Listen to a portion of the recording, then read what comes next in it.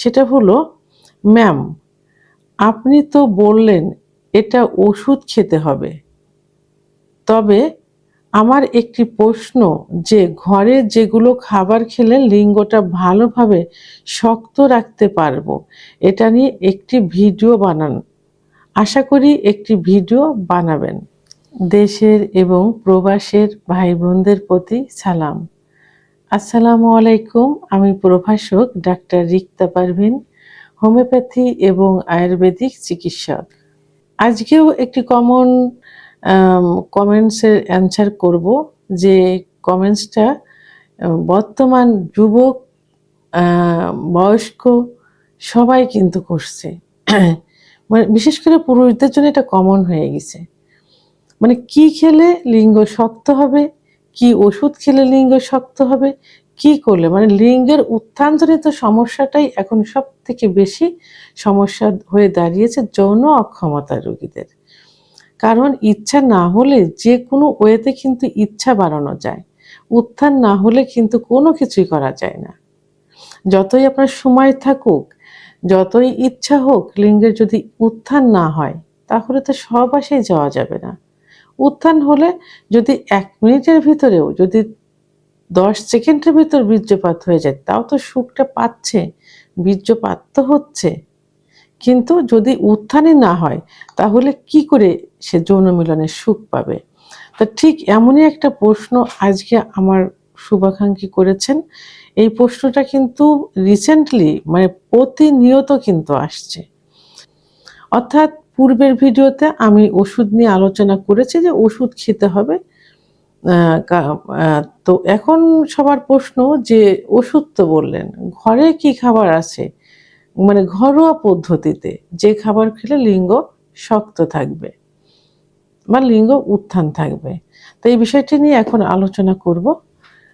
তো সেটা হলো যে লিঙ্গের উত্থানজনিত সমস্যা কেন হয়। আমি পূর্বের ভিডিওতে কিন্তু বলেছি যে লিঙ্গের ভিতর কিন্তু কোনো হাড় নেই, আছে শুধু মাংস আর রক্তনালী। রক্তনালীর ভিতর দিয়ে যত রক্ত চলাচল করবে, লিঙ্গ তত শক্ত হবে, মোটা হবে, বড় হবে, অর্থাৎ লিঙ্গের উত্থান হবে। রক্ত যদি সঠিকভাবে চলাচল করতে না পারে তাহলে কিন্তু লিঙ্গের উত্থান হবে না। তো এর জন্য কি করতে হবে, যে যে কারণে উত্থানজনিত সমস্যা হয়েছে সেই কারণগুলো পরিহার করতে হবে।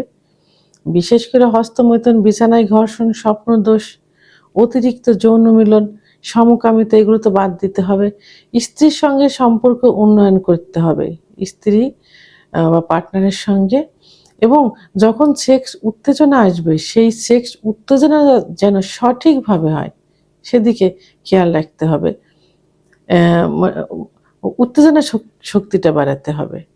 এবং কি করতে হবে, প্রতিনিয়ত অর্থাৎ প্রতিদিন অন্তত 45 থেকে 60 মিনিট অর্থাৎ 1 ঘন্টা এক্সারসাইজ করতে হবে বা হাঁটতে হবে। যদি কেউ হাঁটতে না পারেন তাহলে নিজের বেডরুমেই কিছু এক্সারসাইজ আছে, যে এক্সারসাইজগুলো ইউটিউব চ্যানেলে এখন সার্চ দিলে পাওয়া যায়, অথবা ওয়াকিং মেশিন আছে এখন, সেই মেশিনগুলো বাসায় কিনে নিতে পারেন, রুমেই করতে পারেন। এখন অনেক অনেক উন্নত ধরনের ওয়াকিং মেশিন বেরিয়েছে, বা হাঁটার যে কিছু ব্যায়াম আছে যেটা রুমের ভিতরে আপনি করতে পারেন। অন্তত 45 থেকে 60 মিনিট অর্থাৎ 1 ঘন্টা আপনাকে এক্সারসাইজ করতে হবে। এবং প্রতিদিনের খাবার তালিকায় প্রোটিন, আমিষ এবং জিঙ্ক জাতীয় খাবার রাখতে হবে, যেগুলো যেগুলো আপনার কি করবে, লিঙ্গ উত্থানজনিত সমস্যার সমাধান করবে। তা আজকে আমি কয়েকটি ওষুধ নিয়ে আলোচনা করব, কয়েকটি খাবার নিয়ে আলোচনা করব। তো এর মধ্যে যে খাবারটি প্রথমে আমি বলবো সেটা হলো রসুন। রসুনটা কিন্তু সবার বাসায় কিন্তু কম বেশি থাকে, বিশেষ করে রান্নার রুমে, কিচেনে থাকে। তো এই রসুনে কিন্তু অ্যান্টিঅক্সিডেন্ট থাকে, অর্থাৎ ন্যাচারাল অ্যান্টিবায়োটিক যেটা। তো রসুনটা কি করতে পারেন, অনেকে রসুন কাঁচা খেলে গ্যাস বাড়ে, খালি পেটে খাইলে গ্যাস বাড়ে। এই জন্য রসুনটা আপনারা হালকা একটু সেদ্ধ করে নিতে পারেন, অথবা ভাজি করে নিতে পারেন, অথবা কি করতে পারেন, রাত্রে 2-3 কোয়া রসুন একটু থেতলিয়ে 1 চামচ মধুর ভিতর দিয়ে ভিজিয়ে রাখতে পারেন, সকালে খাবার পরে খেতে পারেন। যাদের গ্যাস বাড়ে না তারা খালি পেটে খাবেন। এখন কথা হলো যে যদি কারো ডায়াবেটিস থাকে সেক্ষেত্রে মধু কি করবেন? মধুতে কিন্তু ন্যাচারাল সুগার থাকে, অর্থাৎ 1 চামচ সকালে 1 চামচ রাতে 2 চামচ প্রতিদিন খাওয়া যায়। তবে হ্যাঁ, কি হতে হবে, বাজারে কেনা মধু খাওয়া যাবে না, কারণ এটা চিনি দিয়ে তৈরি থাকে। তো আপনারা নিজে চাকের থেকে যে মধুটা যখন পারে এটা মোচা সহ নিজের চোখে দেখে ওই মধুটা কিনবেন। তো এই মধুটা যদি আপনি সকালে এবং রাত্রে 1 চামচ করে খান তাহলে কোনো সমস্যা হবে না।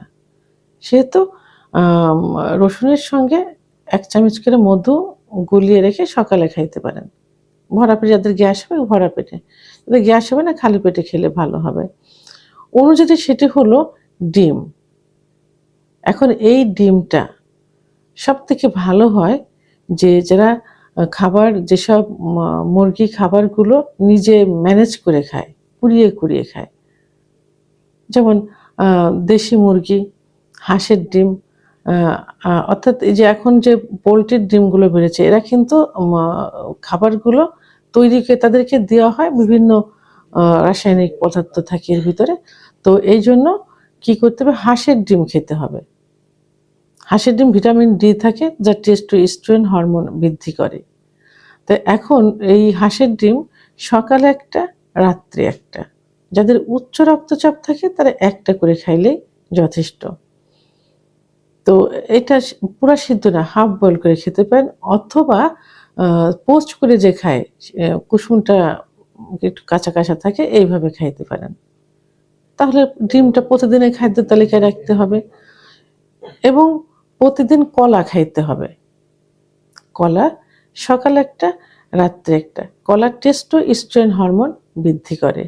এখন যাদের ডায়াবেটিস আছে তারা কি করবেন, তারা প্রতিদিন একটা কলা খাইতে পারেন। সকালে একবারে খেতে পারেন, রাত্রে একবারে অথবা সকালে হাফ খেতে পারেন, রাত্রে হাফ খেতে পারেন। তাহলে খাদ্য তালিকায় কলা রাখতে হবে। কলাটা তো কমন, এটা নিজেদের যারা একটু গ্রামে থাকে নিজেদের বাড়িতেও কিন্তু কলা গাছ লাগাইতে পারেন। ঠিক আছে? তো আরেকটা খাদ্য হলো মধু, যেটা আমি আগেও বলেছি। মধু কি হয়, মধু টেস্টোস্টেরন হরমোন বৃদ্ধি করে, নাইট্রিক অক্সাইডের মাত্রা বৃদ্ধি করে।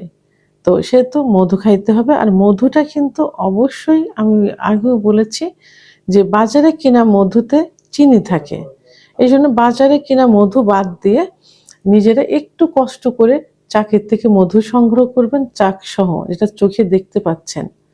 মধুতে কিন্তু ন্যাচারাল সুগার থাকে। সেহেতু মধু ডায়াবেটিস রোগীরা কি করতে পারে, সকালে 1 চামচ, রাত্রে 1 চামচ খেতে পারে। এবং সঙ্গে বাদাম, কাঠবাদাম, কাজু বাদাম, পেস্তা বাদাম,